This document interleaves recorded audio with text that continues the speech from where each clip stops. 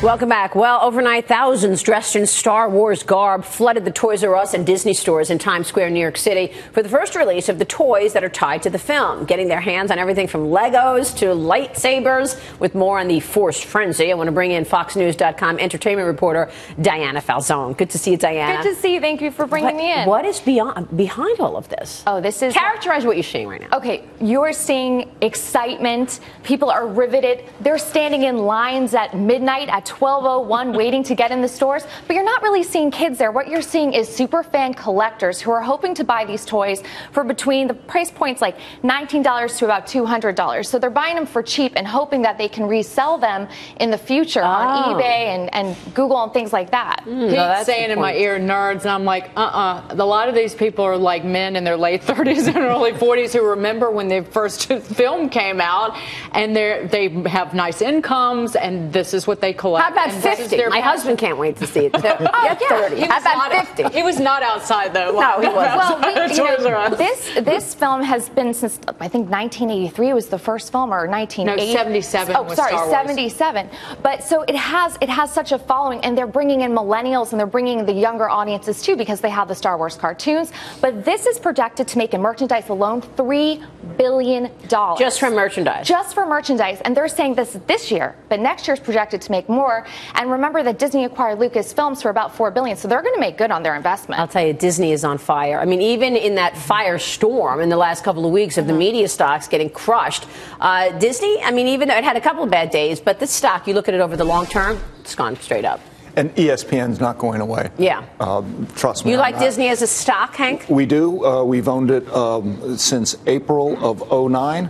And I can remember one of our investment committee members saying, remember April '09, saying, are anyone you know going to a theme park anytime soon? Right. And I said, that's exactly why we're buying it. Yeah, but look at these. All of them are off of the highs. I mean, Disney's way off of its so is this value right here, you think, where, you know, given this huge sell-off we've seen? It had a parabolic rise up. Just look at the chart. I think you're going to have to digest that a little bit, but it is a buying opportunity. I just love that these nerds, they're not nerds, but these people are lining up outside for these toys. It just warms my heart. And you brought Yoda with you. I did bring Yoda. This is from this is from Disney Infinity, the game. But this is going to be worth something in the future, so this is very coveted. And the Force is strong with Yoda. Why is this going to be so coveted? Let's see this. Let's show the camera this. This is going to be so coveted. Star Wars appreciates in value. It's like buying a New York City apartment. You're always going to make a good investment if you're going into the Star Wars universe. How much does this guy cost me well, you have to buy the whole game. That's why he's so special.